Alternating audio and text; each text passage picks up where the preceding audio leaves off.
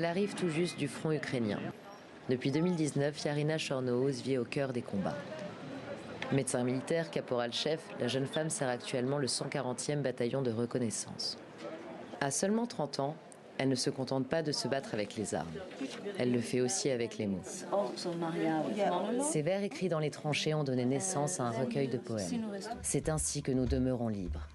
À l'occasion de la traduction française, la poétesse était invitée sur la scène du Théâtre de la Ville à Paris. Chacune de nous poursuit sa marche solitaire. Même dans une foule étouffante, rien d'autre que des épaules, rien d'autre que du corps. Dans le ténèbre, chacune de nous poursuit sa marche solitaire. J'écris beaucoup sur la perte, la douleur, les mémoires de ceux qui sont tombés au front, comme mon ancien compagnon. Sur le fait qu'il y ait de la place pour l'amour.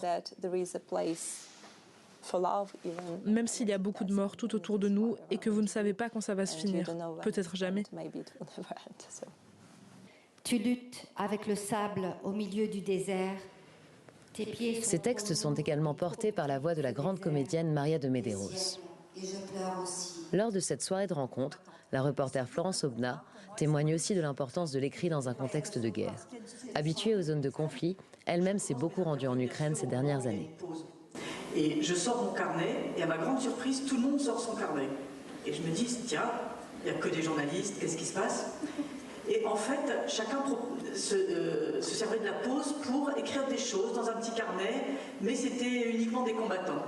Et ça m'a beaucoup frappé, j'avais jamais vu ça sur aucun terrain de bataille. La poésie comme acte de résistance. Pour les Ukrainiens, continuer de faire vivre l'art malgré les combats, c'est affirmer leur identité face à la destruction. Une manière de rester debout, de rester vivant. Une prose mélancolique et puissante qui lui a valu le prix Taras Shevchenko de littérature, la plus haute distinction pour un écrivain ukrainien. La combattante compte bien continuer de rendre hommage à ses camarades morts, mais ne cache pas ses espoirs de paix.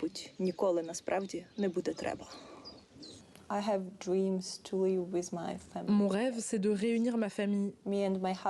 Je suis soldate depuis 6 ans, lui 8. Notre famille est séparée puisque nous sommes sur le front et notre fille est en ville.